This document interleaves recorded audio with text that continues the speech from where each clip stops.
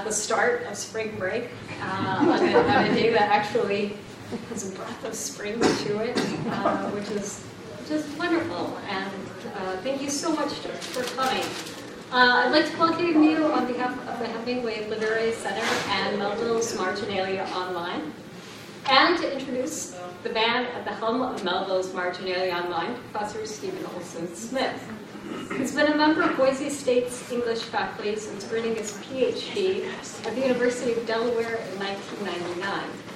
Currently, Professor Olsen-Smith is serving as the Holland H. Corps' endowed visiting chair in digital applications and approaches to literature at the United States Air Force Academy in Colorado. I do not know if the endowed chair comes with corps, but we can find out after the talk at White Dog Brewery. So we're grateful he could join us tonight and for all of his work on making Melville at Conner a success. Professor Olsen-Smith is so highly respected because his work reveals how the digital humanities aren't simply producing data for data's sake, but are tools that open horizons of possibility. The groundbreaking work in the digital humanities, his groundbreaking work in the digital humanities, as you'll see tonight, is an innovative means to make connections between literature, cultural history, and the cognitive and aesthetic development of artists.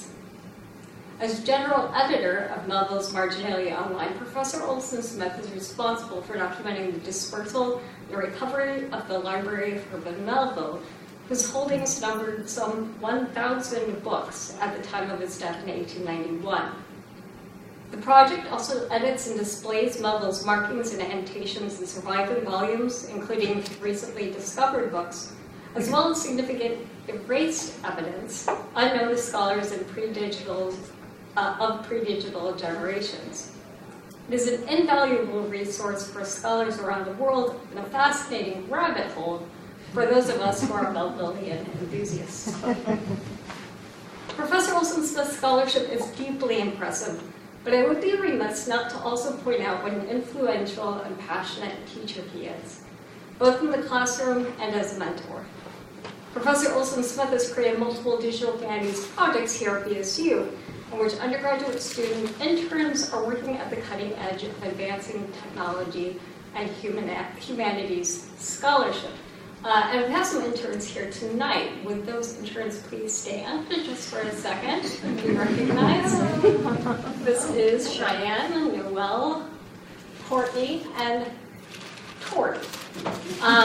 They are both working on the Melville project as well as on the project on Keats. So feel free to quiz them with questions later.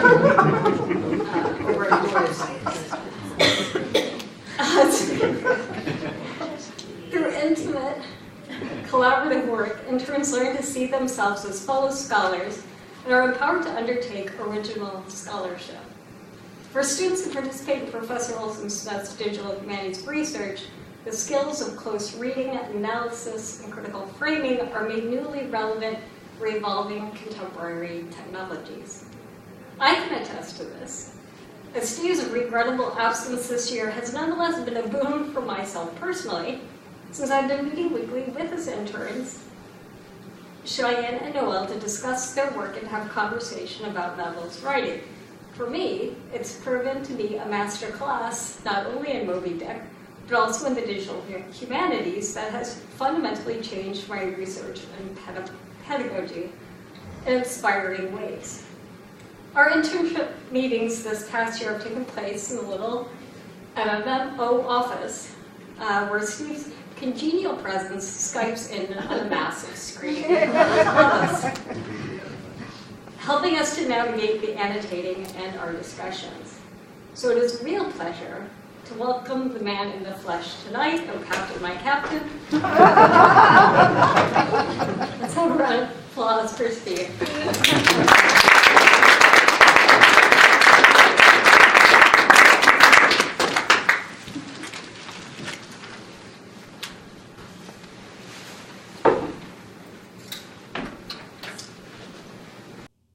Good evening, and thank you for coming. I appreciate this opportunity to visit and discuss a topic that fascinates me, and that I hope you'll find equally fascinating: the creative imagination of Herman Melville and the impact of sources on his masterwork, Moby-Dick. As we'll see, the topic is full of wonder as well as obscurity, owing to the incomplete and deeply fragmentary record of evidence we face in the absence of a surviving manuscript. We'll range among surprising and not so surprising sources of information and inspiration to Melville, moving quickly but dexterously through available evidence in an effort to grasp what Melville's friend and fellow author Nathaniel Hawthorne described as the gigantic conception of his white whale.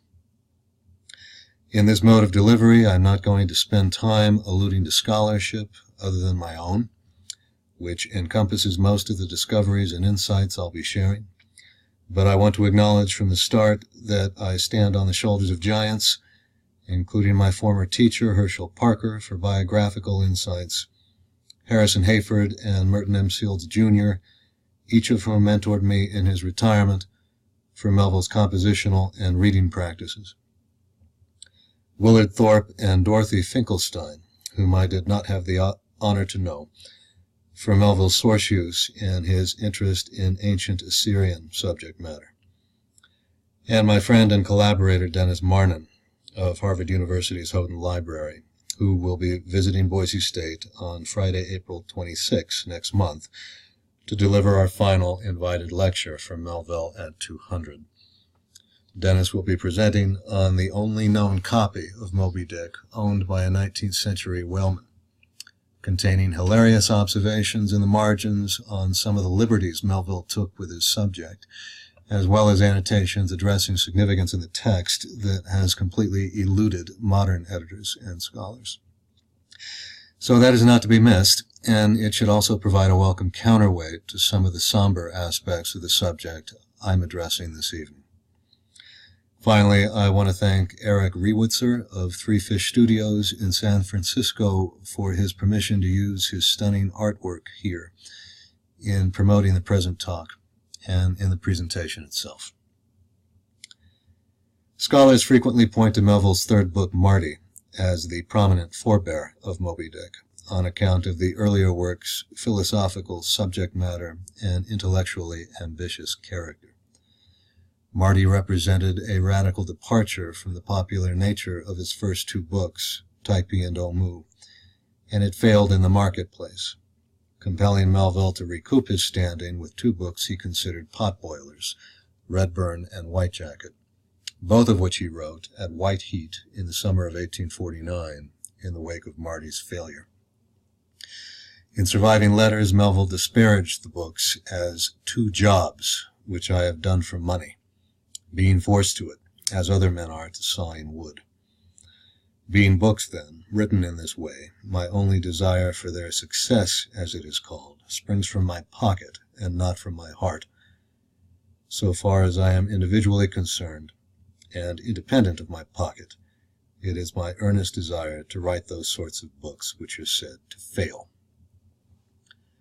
Revealingly, Melville centered his frustrations particularly on Redburn, roughly based on Melville's own first sea voyage as a green hand aboard a merchant vessel to Liverpool, England, in which the protagonist, Wellingborough Redburn, recounts the bankruptcy and untimely death of his father, the descent of his family into poverty, and the youthful disillusionment and desperation that impel his act of going to sea.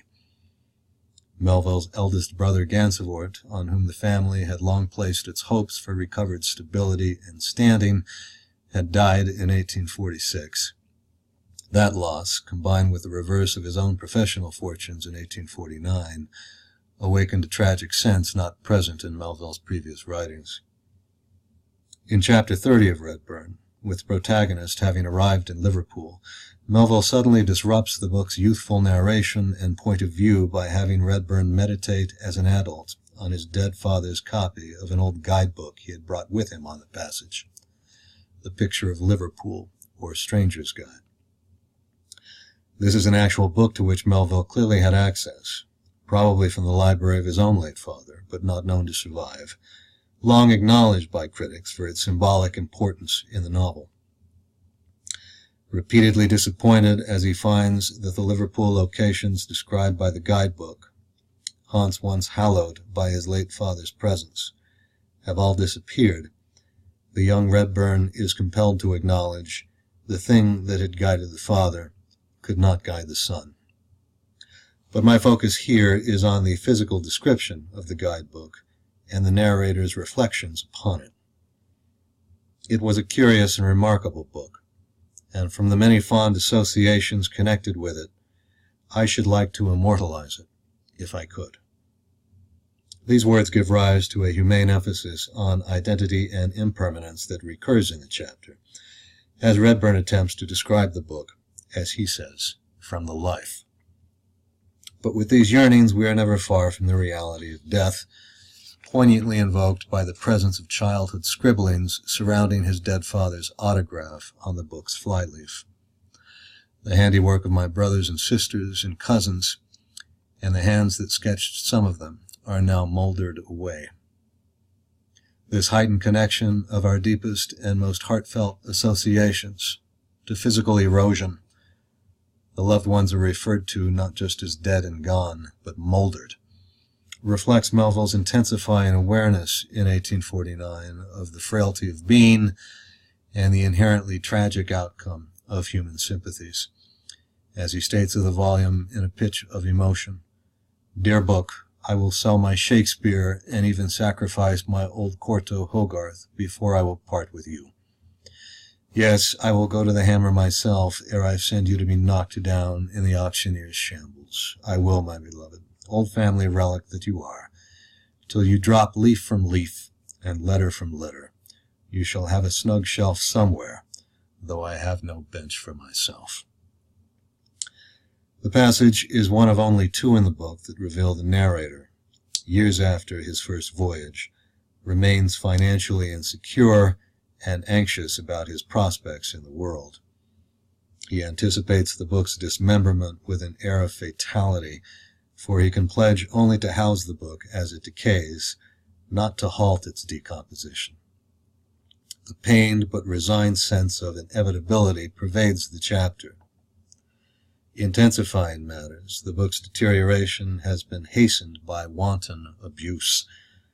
From my earliest recollection, it has been spotted and tarnished with time, and some unknown Goth has inflicted an incurable wound upon the back. With powerless indignation, the narrator thus observes that this mysterious wound accentuates the book's ravaged state, with gradual dismemberment, accelerated by outright mutilation. Now, there's an obvious element of dark humor in this reference to the unknown but barbarically unlettered early German tribesmen, but we here witness our first strong clue in the chapter of a conception that would go on to inform Ahab's vendetta against the white whale in Moby-Dick. That intangible malignity, which has been from the beginning, deliriously transferring its idea to the abhorred white whale, Ahab pitted himself, all mutilated, against it. This connection between the mystery of iniquity and its all too material manifestations in the world extends throughout Melville's mature work and achieved phenomenal expression in Moby-Dick through the author's use of source material. First discovered in the 1930s, 4 decades after the dispersal of Melville's own library following his death in 1891, his copy of Thomas Beale's The Natural History of the Sperm Whale served as his primary source of whale information in Moby-Dick. At some point in Melville's posthumous obscurity, during its time in an unknown circulating library, or perhaps as it went through the hands of various booksellers, the author's markings and notes were erased from the copy. But infrared resources at Harvard University and digital imaging enhancement at Melville's Marginalia Online have enabled the recovery of substantial evidence about the ways Melville relied on the book for creative purposes, including the poignant veins of imagery we're charting here, involving injury, mutilation, and malformation.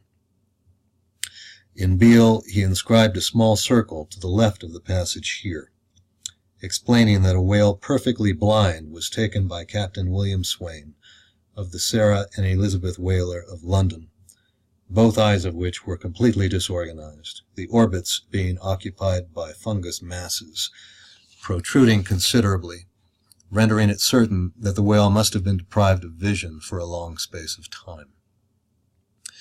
The passage prompted one of several poetic similes that punctuate an episode of chase and capture in Moby-Dick, where Melville's sensitive and empathetic portrayal of an old and debilitated whale's plight contributes to the poignancy and inevitability of its pending death.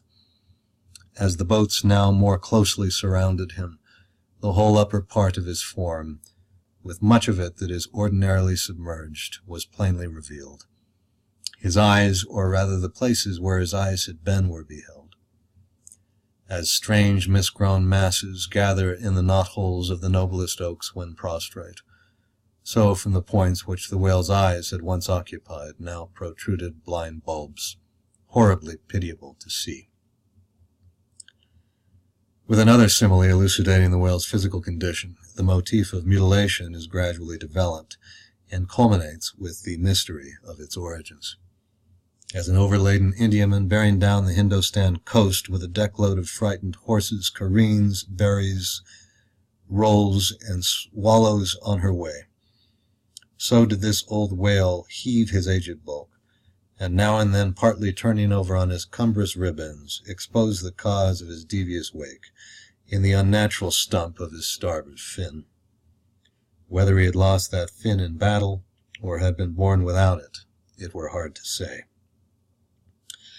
The passage echoes the introduction of Ahab more than 50 chapters earlier, where, in addition to the captain's dismembered physical condition, we learn of a slender rod-like mark, lividly whitish, and threading its way out from among his gray hairs, and continuing right down one side of his tawny, scorched face and neck, till it disappeared in his clothing.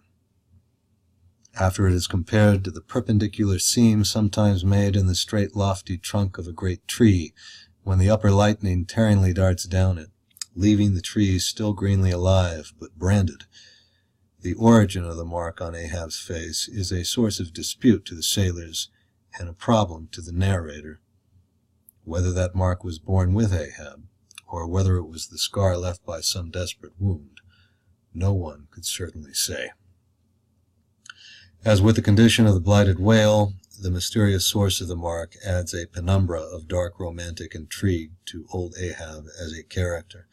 But here in chapter 28, where it is proposed by some sailors to be a scar and by others to be a birthmark, the motif takes on profounder qualities when we realize that on a symbolic level the distinction is meaningless, invoking as it does a deeply sympathetic and unorthodox conception of original sin.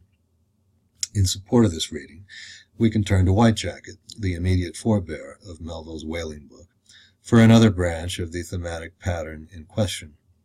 In that novel, based on Melville's service aboard a U.S. warship, the title character reflects on a collection of plaster casts owned by the ship's surgeon, displaying instances of morbid anatomy. Most arresting is the bust of an elderly woman afflicted with a hideous crumpled horn, like that of a ram, downward growing out from the forehead.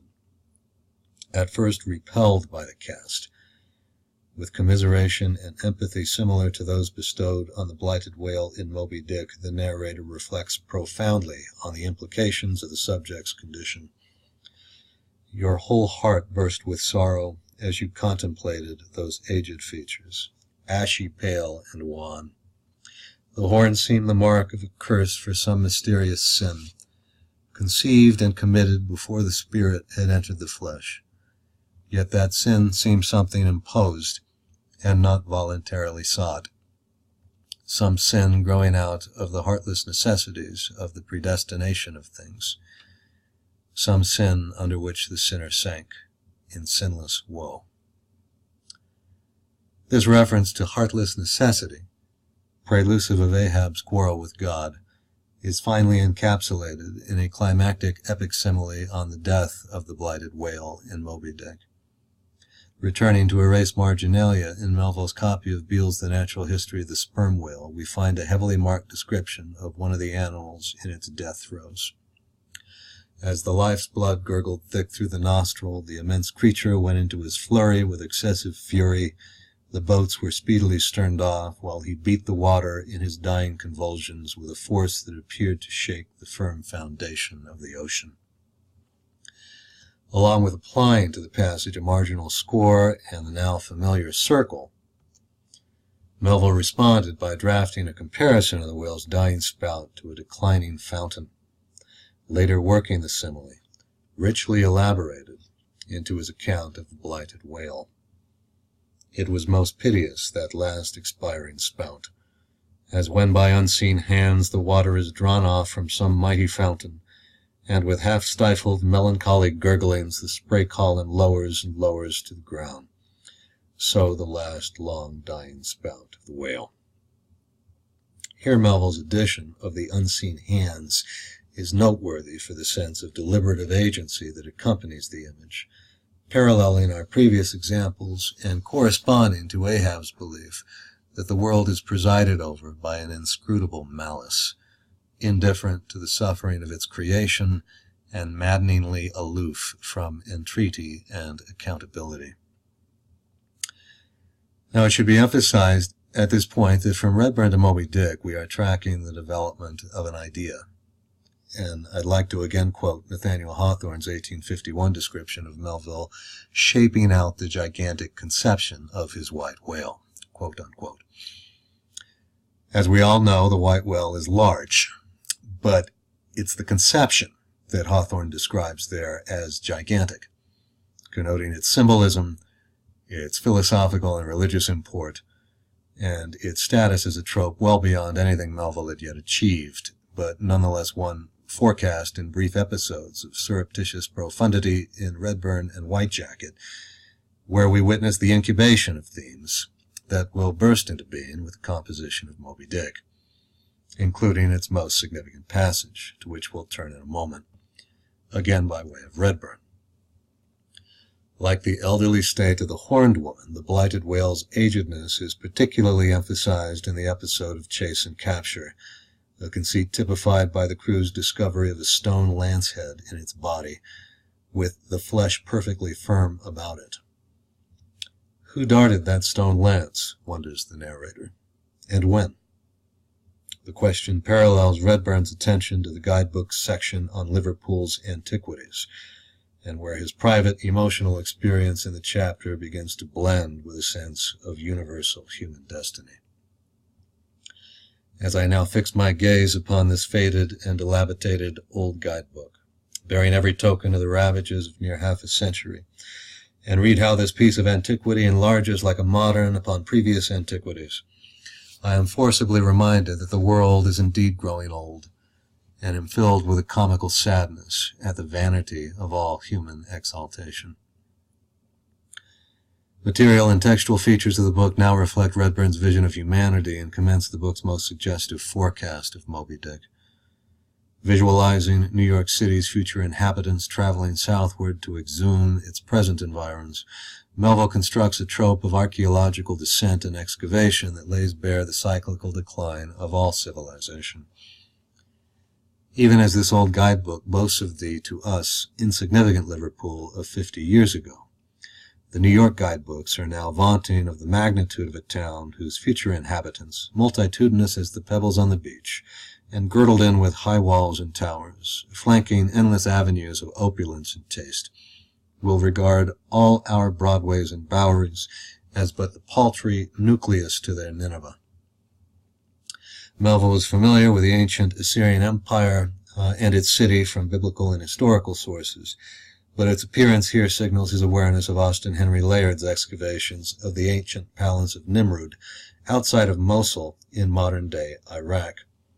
Layard's work Nineveh and Its Remains had just been published, as had Layard's Monuments of Nineveh, a 2-volume folio reproduction of sculptures and bas-reliefs from the site of excavation. Nineveh and Its Remains was a bestseller in England while Melville was there in 1849 and saw some of the remains in the British Museum.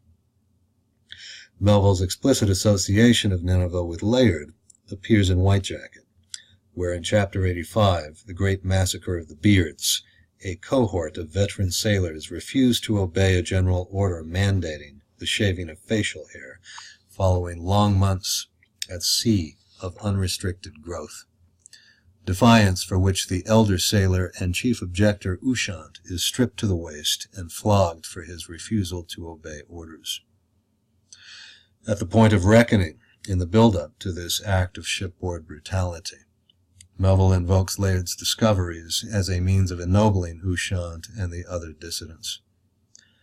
That same evening, when the drum beat to quarters, the sailors went sullenly to their guns, and the old tars who still sported their beards stood up, grim, defying, and motionless, as the rows of sculptured Assyrian kings, who with their magnificent beards have recently been exhumed by Layard. Now, one of the interesting aspects of this comparison is that among the bas-reliefs reproduced in Nineveh and its remains and monuments of Nineveh, we find many depictions of royalty in isolation, as seen here, or in the midst of servants and subordinates, among whom might be added heavenly figures or members of the king's retinue. Here a king is depicted in warfare among his soldiers besieging a city. But nowhere in Layard's works do we encounter rows of kings. Beards galore, but no rows of kings. In the frontispiece to the monuments of Nineveh, which recreates a hall of the palace of Nimrud, Layard reveals the situation and collective arrangement of bas-reliefs, but each panel, as we would expect, reflects the actual cultural conditions of solitary rulership, indeed rule by divine right. Melville's contrary appropriation from Layard for egalitarian purposes parallels similar rhetorical gestures in Moby-Dick, including the book's obligatory appeal to the muse in chapter 28. Not a classical goddess in the tradition of Homer's Iliad and Virgil's Aeneid, but a modern and American conception of divine patronage. If then to meanest mariners and renegades and castaways I shall hereafter ascribe high qualities, though dark, weave round them tragic graces, then against all mortal critics bear me out in it, thou just spirit of equality, which hast spread one royal mantle of humanity over all my kind.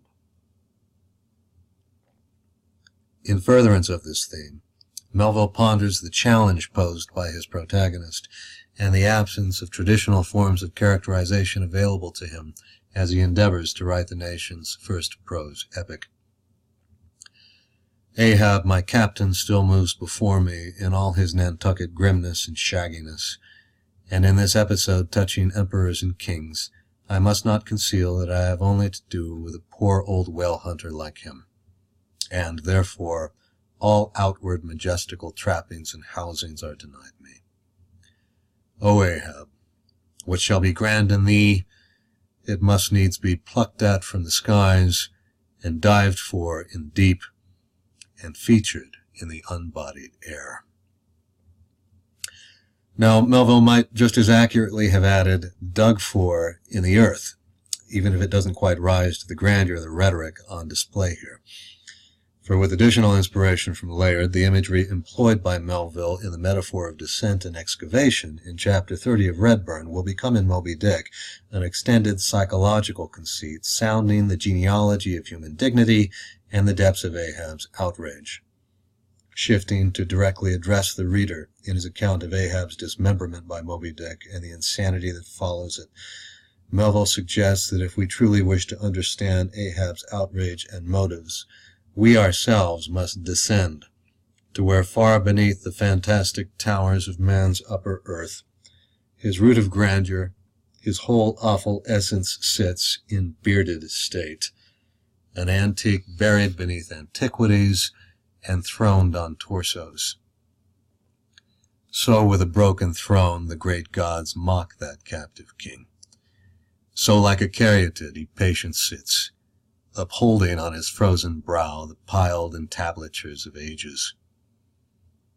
Wind ye down there, he continues, ye prouder, sadder souls. Question that proud, sad king A family likeness, aye, he did beget ye, ye young exiled royalties, and from your grim sire only will the old state's secret come. This image was remarked upon widely in 1849 by contemporary newspaper notices of Nineveh and its remains, and used broadly to advertise the book in London and New York. Whereas there's no evidence that Melville had any use for the cultural stereotypes promoted by depictions of the Arabs and the camel, what he did respond to powerfully was the bearded, regal bearing of the gigantic head that had been buried for ages. The head, in fact, was not of a king, but of one of the winged human-headed lions that flanked the entrance to a palace. But in responding to the illustration, Melville appropriated with a creative liberty not unlike his adaptation of the bas-reliefs to acknowledge the royal nature of the old bearded sailors in white jacket. In fact, we witness again in The Captive King the conceit of bearded dignity that had attended his appropriation from Layard in the earlier novel. Inherited details from Redburn, too, appear in the imagery of Layard antiquities, in the indignities that menace the object of reverence, and the motifs of decay, mutilation, and ongoing duress. If especially we bear in mind the merging of Redburn's personal and family struggles with his dawning awareness of historical and universal rise and decline, we begin to comprehend the basis for Ahab's physical and metaphysical grievances. The white whale swam before him as the monomaniac incarnation of all those malicious agencies which some deep men feel eating in them, till they are left living on with half a heart and half a lung. That intangible malignity which has been from the beginning, deliriously transferring its idea to the abhorred white whale, he pitted himself, all mutilated, against it. At points in the narrative, Melville associates Ahab's grievances with the crew of the Pequod as a whole, an Anacharsis Cloots deputation from all the isles of the sea and all the ends of the earth, accompanying old Ahab and the Pequod to lay the world's grievances before that bar from which not very many of them ever come back. Positioning the innate dignity and collective sovereignty of the sailors against cosmic injustice, Melville likens their voyage to a protest at the bar of divine judgment, from which not many are said to come back. Editors and readers have identified a number of problems with this passage, for even if we're to grant that anyone ever comes back from the bar of God, we know that only one comes back from the encounter with the whale in Moby-Dick, the narrator, Ishmael. Semantically, furthermore, the present passage seems to awkwardly fuse its direct reference to the crew of the Pequod with a vague reference to those who go up to the bar generally. These are just a sample of the book's textual anomalies that resulted from imperfect conditions of composition and publication. Production involved the original and fair copy manuscripts, which Melville submitted to the printer in stages, still working on latter portions of his narrative while earlier chapters were being set for the stereotype plates that he arranged privately, before securing an agreement with a publisher. The American edition of Moby-Dick that was printed from these plates, proof sheets pulled from the plates on which Melville applied late revisions to the story, and the British edition, based on those revised proof sheets, which also contain changes imposed by the British editor to anglicize and censor the work for British audiences. Of these mediums, only the two published versions of the book survive, leaving us with passages like the present over which to puzzle. Its instability is further demonstrated by a variant in the two published versions. In both versions, the passage goes on to specifically address the cabin boy, Pip. He never did. Oh no, he went before. Poor Alabama boy. On the grim Pequod's forecastle, you shall ere long see him beating his tambourine, prelusive of the eternal time when sent for to the great quarter-deck on high. He was bid strike in with angels and beat his tambourine in glory, called a coward here, hailed a hero there. In the British edition, based on Melville's revised proof sheets, the description of Pip going before the others is removed.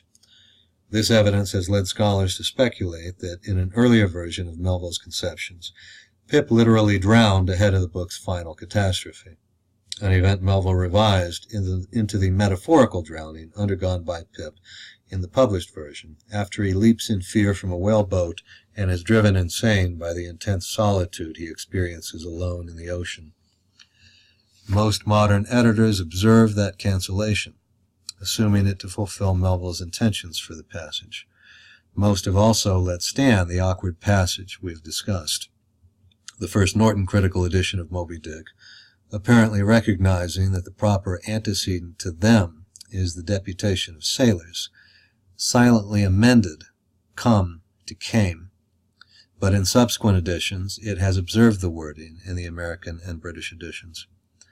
Combined with the alteration to Pip's fate, the passage appears to have remained unstable and approximate throughout the period of composition, and it is in this regard symptomatic of internal textual anomalies that also involve duplicate characters, reassignments of character roles, and instances of unrealized foreshadowing in Moby-Dick. It also indicates fluctuations in Melville's intentions for which characters and how many of them would actually survive the encounter with the white whale, to whom we now finally arrive. Among the recovered and partially recovered erasures in Melville's copy of Beale's The Natural History of the Sperm Whale, we find an early rough conception of the encounter with Moby-Dick, or with the whale that became Moby-Dick, that actually sheds some light on questions we've been posing about the evolution of the story. At the end of this section, on the chase and capture of the sperm whale, from which Melville had drawn inspiration for the simile on the dying spout of the whale, Beale summarizes the story of the whale ship Essex, which in 1819 was stove and sunk by a sperm whale, leaving the crew to endure the elements in open whaleboats, an ordeal few of them survived, and not without resorting to cannibalism. In the blank space on the final page of Beale's account, Melville recorded notes for a version of the encounter that appears to have involved the loss of the ship, but the capture of the whale, whose corpse the headsmen of the whaleboats, or the whale killers, as they are called in Chapter 62, succeed in towing away from the vortex created by their sunken vessel. The name Old Thunder is applied twice to Ahab in Moby-Dick, once by the prophet Elijah and once by Ahab himself.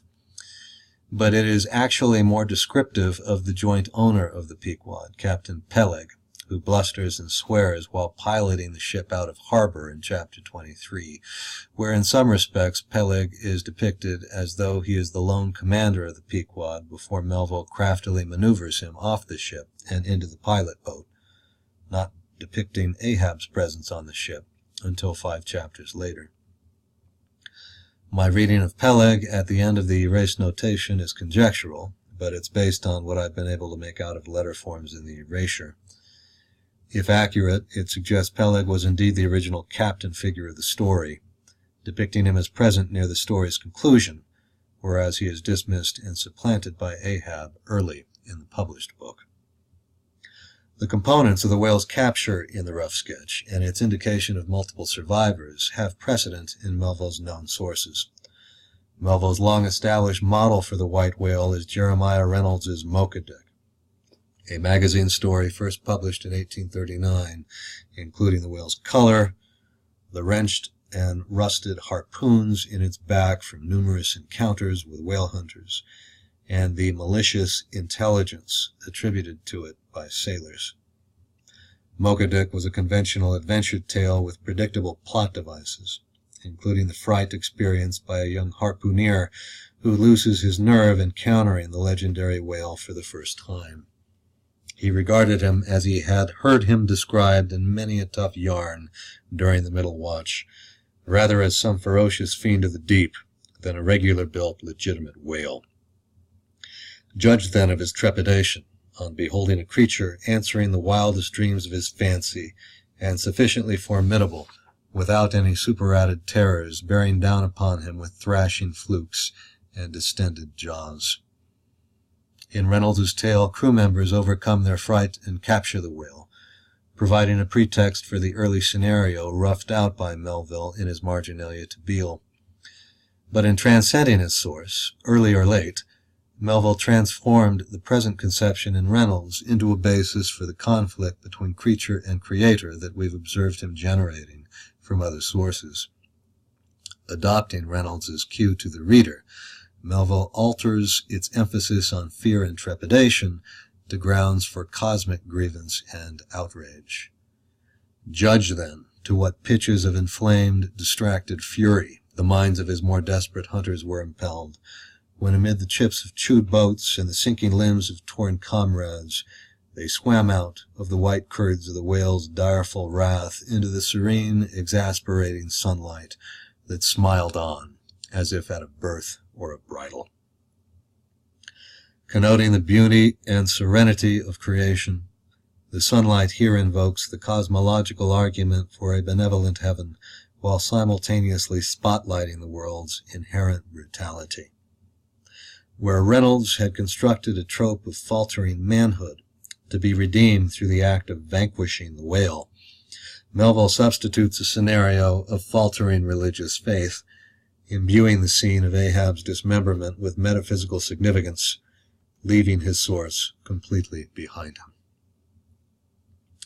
The other component of Melville's rough sketch, its implication of multiple survivors, has precedent in the story of the Essex, as we've already seen. Melville's copy of this work, too, survives with notes and markings in his hand. In addition to reading about the whale that attacks the ship, Melville marked content concerning the instruments and supplies the crew endeavor to salvage from their vessel, the time it takes for the ship to go down, and the psychological and physical struggles they undergo at sea.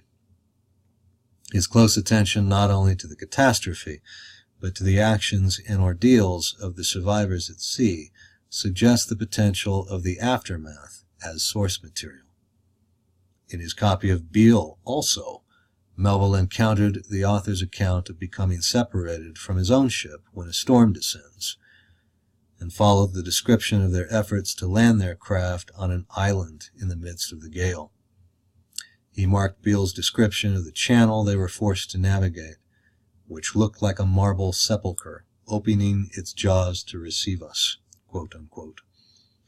And he appears to have responded powerfully to Beale's description of their sense of desolation upon realizing they may be the only survivors of the storm, causing a sickening of the very soul. So in light of the evidence presented, I'll hazard the claim that this problematic passage had, in an earlier stage of composition, referred not to Ahab, but to Old Thunder, and asserted that not many of the crew would come back. Words Melville revised hastily at some point before sending copy to the printer to reflect his reassignment of the role of captain of the Pequod to Ahab, and introducing just enough obscurity into the projected outcome to allow for changes in his narrative plan. As we know, the plan he settled on was one of utter and angry divine retribution, leaving only the narrator Ishmael to quote from the book of Job, "And I only am alone escaped to tell thee." Whereas there is some evidence that Melville remained unclear about the exact details of his narrative conclusion, even as late as the first half of the book was driving through the press, the outcome of cosmic retribution seems all but inevitable as soon as the white whale is sighted in chapter 133. A gentle joyousness, a mighty mildness of repose and swiftness invested the gliding whale.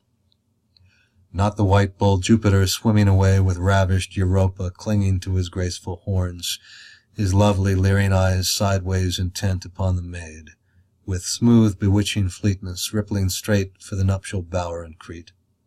Not Jove, not that great majesty supreme, did surpass the glorified white whale as he so divinely swam. No wonder there had been some among the hunters who, namelessly transported and allured by all that serenity, had ventured to assail it, but had fatally found that quietude but the vesture of tornadoes. Still relying upon the natural history of the sperm whale, Melville adopted a number of Beale's descriptions of whale behaviors and postures in his account of the ensuing battles with the boat crews.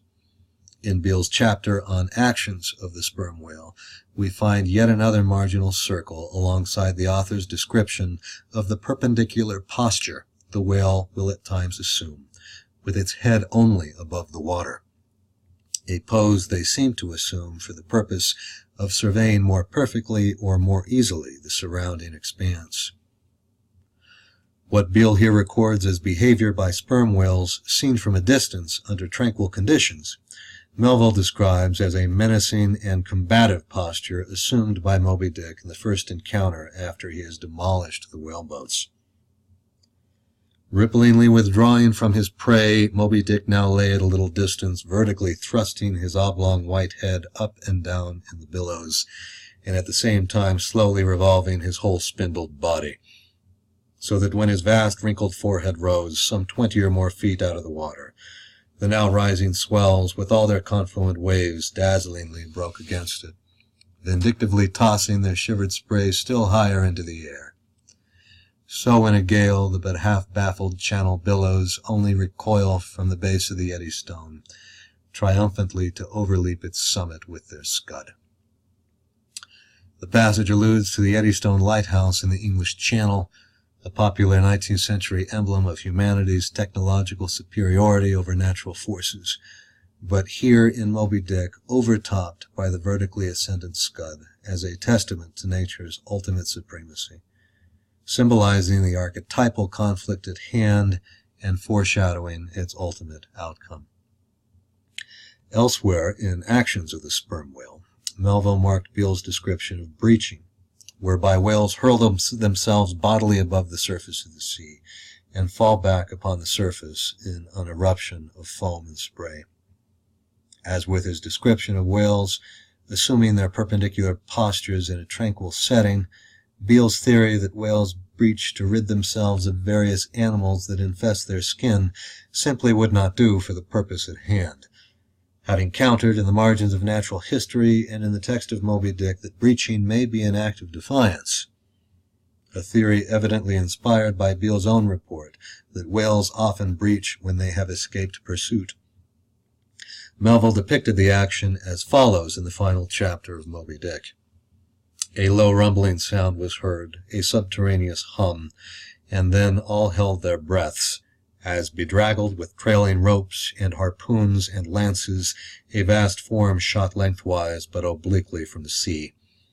Shrouded in a thin drooping veil of mist, it hovered for a moment in the rainbowed air, and then fell swamping back into the deep. Crushed 30 feet upwards, the waters flashed for an instant like heaps of fountains, then brokenly sank in a shower of flakes, before leaving the circling surface creamed like new milk round the marble trunk of the whale. The device of circular imagery in this passage appears frequently in Moby-Dick, raising associations with confinement and eternal recurrence, forecasting the culminating image of the narrative, as the Pequod goes down with every trace of its crew after being stove by the white whale, with the single exception of the narrator Ishmael, who revolves around the subsiding pool of the vortex, and whom we last see floating on the coffin lifebuoy before he is rescued by the ship Rachel, which is searching for its own children, but finds only another orphan. As fit an image for the tattered guidebook in Redburn as for the sole survivor of Moby-Dick, and not unsuited, Melville believed, for the human condition itself, as we contemplate the implications of our own mortality and of the sustaining but impermanent bonds we enjoy with one another. Melville does exemplify at least one form of recompense for this condition. With Moby-Dick, he achieved that grandeur that contemplates magnificently its own decline and demise, and in doing so fulfills its gifts while here, and at 200 years and counting, achieves an alternative afterlife among the greatest of writers. Thank you. I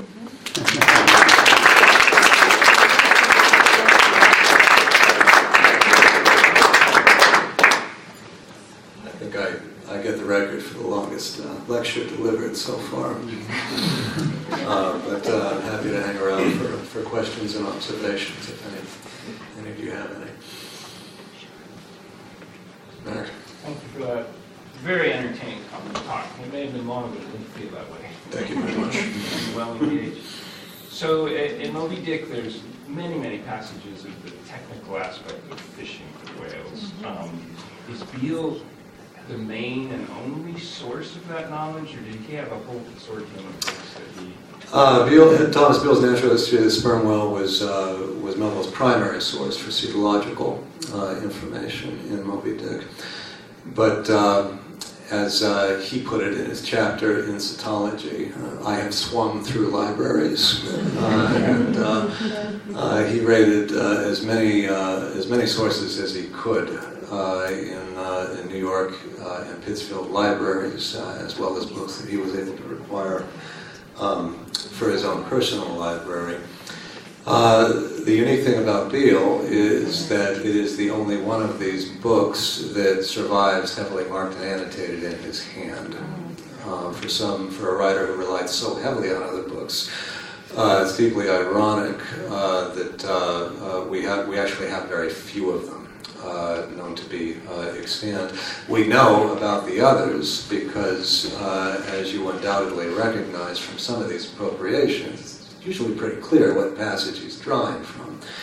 And so over the past 80 years or so of scholarship, a whole branch of the Melville industry has been devoted to hunting down possible precedents and source passages in works of natural history devoted to whales that Melville might have had access to in the 19th century. Ironic, of course, too, that in the copy of Beale, our one surviving copy, the Marginalia, became erased, which is in some ways fundamentally in keeping with what we've just seen here about Melville's own preoccupation with the impermanence of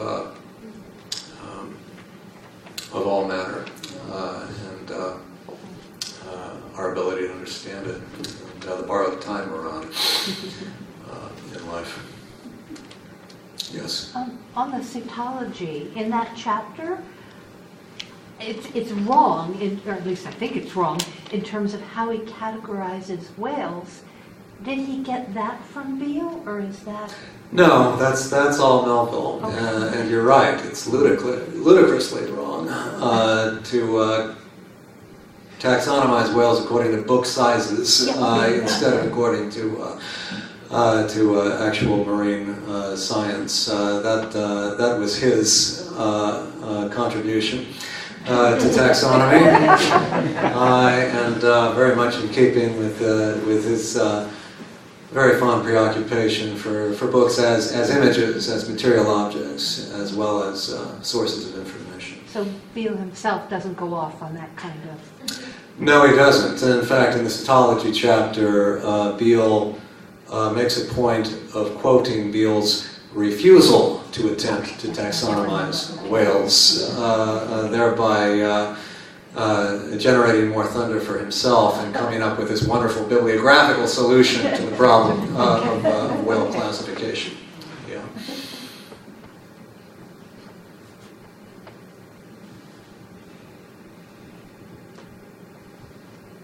George? So, it seems like, I don't know if I'm wrong here, there's Melville's interested in shifting time to try and talk about the present of his novel, talking about like Assyrian kings and then like the end of humanity. What's the point he's trying to make there? I think I need you to elaborate a little bit on the exact rhetorical situation you're describing. So, he has maybe in the middle his guidebook that's deteriorating, and he's seeing the end of the lives of his of the crew, and then he's also referencing Assyrian kings, which is far in the past, and rendering that with like talking about the past and the future potentially of humanity to understand like their position right now, what is maybe Melville getting at with how time works in our life? Like that. Well, I think we can kind of allude back to one of the images I left with, that divisive circular imagery, suggesting repetition and recurrence in life and in history. Circularity was a prominent motif in all early 19th century writings, as figures were engaging very powerfully with history and questions of progress for the first time. They tended to treat it differently depending on their philosophical outlook. We see a lot of circular imagery, for instance, in Ralph Waldo Emerson's writings, where I always get these two terms confused, but I think we're talking about a circular outward tendency of energy. That's the centrifugal, I believe, force extending outward, whereas internal collapse is centripetal. Ralph Waldo Emerson believed in a deeply organic universe that was becoming ever more complex and expansive and grand and deified, growing in opportunistic or optimistic ways that attest to the spirituality of the universe. One of Melville's responses to Emerson was to kind of invert that idea of circularity in Moby-Dick, instead describing circular phenomena as kind of a hellish, eternal, contained, continuous flight, illustrating the lack of redemption, or potential lack of redemption in human life, illustrated by the tendency of history to repeat itself. The Assyrians had a wonderful empire of their own. It crumbled. The Romans had one. The Greeks, right? These eternally recurring situations that bespeak the power of human aspiration, but always a countervailing decline and fall and erosion of some kind. And this is what I think Melville and Ahab are up to with the image of the captive king. He tells us to descend from our own fantastic towers and behold the ruins underneath, upon which everything appears to be based, extracting from that a rather chastening and bleak view of the question of human progress. And this is why I think we see him drawing from various periods in the past in order to illuminate the present, if that answers your question. Thank you. Yes, hi. This is a little bit out of left field, but I'm just kind of wondering if you could help me understand. Are there any parallels between Jack London, who spent really very little time in the Yukon and the Alaska gold fields, and yet mined his experiences in multiple books, and what Melville may have done with limited experience on the water, at sea, but relying on other authors to give him the stuff to put in the books? Yes, I'd say there's a very strong parallel based on what you've described. The interesting thing about Melville is that he did serve on a whale ship, the USS Warship, and he even lived among a tribe of cannibals, natives, for 4 weeks in the Marquesas Islands, when he was a sailor, having deserted from the whale ship when he got fed up with affairs on board. But for all of his books, based on these experiences, he searched out travel narratives and other works dealing with the subject matter, in part probably to prompt his own memory, but also, since he was a creative writer at the same time, to appropriate subject matter to generate experiences and events that he never actually had in his own experience. But it's fascinating to look at some of what he marked in Beale. Whaling terminology, for instance, that you would think he would have had to have been familiar with. We see him applying that circle to terms like flurry and cutting in and trying out, and there she blows, and there go flukes. We see him marking all of this kind of nomenclature. Even though we'd assume he wouldn't need that kind of source material at all, he seems to have needed a present and ready prompt to fuel his creativity, and indeed seems to have composed his own works with source books open in front of them. Thank you, that's helpful. Courtney? So you said this was the first prose epic, right? Yes. So he probably would have meditated on some of the previous written epics. Do you have any idea of specific works that he used as inspiration to fuel Moby-Dick? Well, sure. There's displayed some of the epic similes, for instance, that he used to describe the old whale's plight in the chapter of Chase and Capture. And those epic similes, in terms of their arrangement and structure, are Homeric in character. We can find lots of prototypes for those in the Iliad and the Odyssey.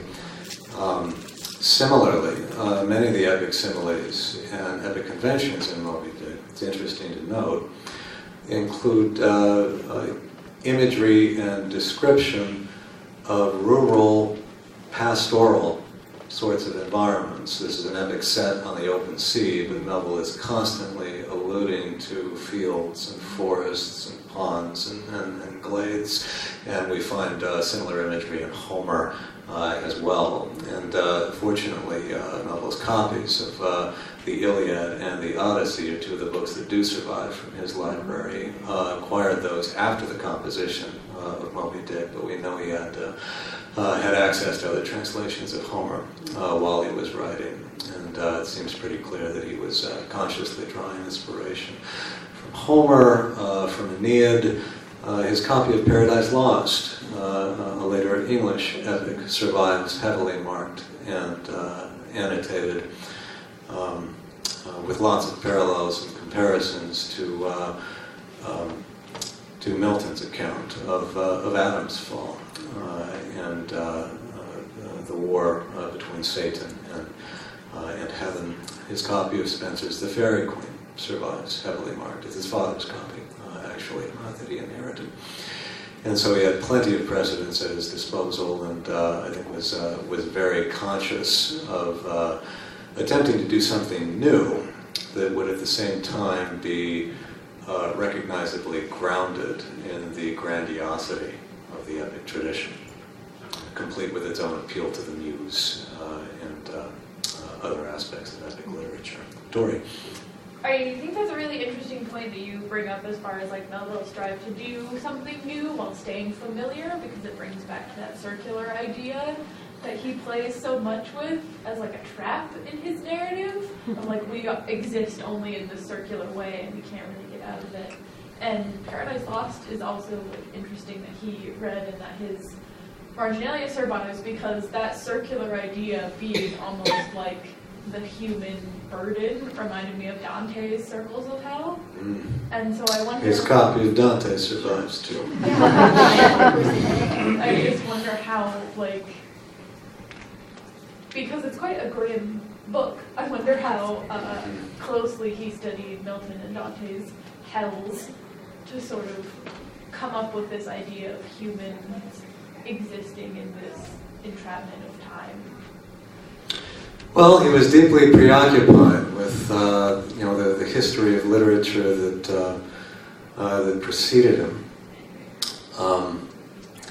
And you're right, there's a lot of gloom to his work, but there's also a lot of passion, a lot of intensity, a lot of excitement, and I think one of the compensatory aspects of his writing is the excitement of the search for truth and knowledge, and the passion that went to his art. Like other 19th century writers, Melville was dealing with the problem of religious crisis. The rise of modern science had done a great deal to discredit traditional forms of religious belief. And for Melville and many of his contemporaries, literature was the new religion. And creativity was the new form of worship. And these individuals were attempting to find new bases, new foundations for religious experience and faith in art and creativity.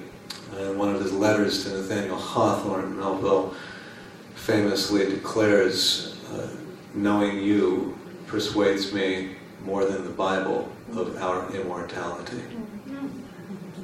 And this is one of a number of letters that survives that give us an indication of how intellectually and philosophically charged their friendship was. These were individuals who would sit up late into the night talking about metaphysics and philosophy, drawing joint inspiration for their own literary endeavors. And with a statement like that, "Knowing you persuades me more than the Bible of our immortality," I think that probably better than any other statement in Melville's writing as a whole kind of carries that point across, that there is spirituality to be found in our relationships with one another and our intellectual pursuits. And therein kind of lied the solution to the traditional crisis of faith and the ongoing search for the soul.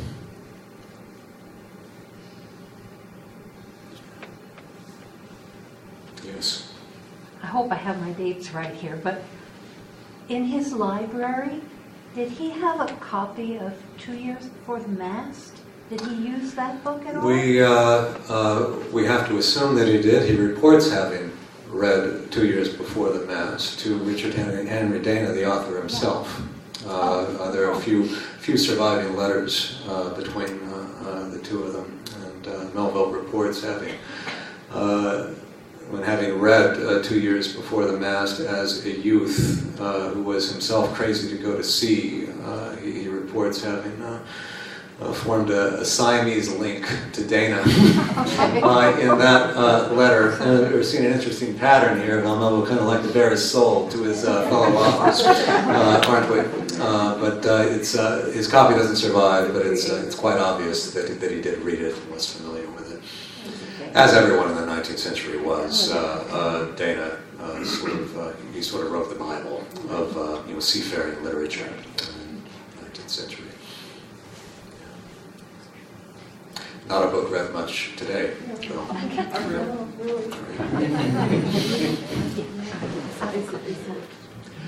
Well, thank you all very much for coming. Thank you.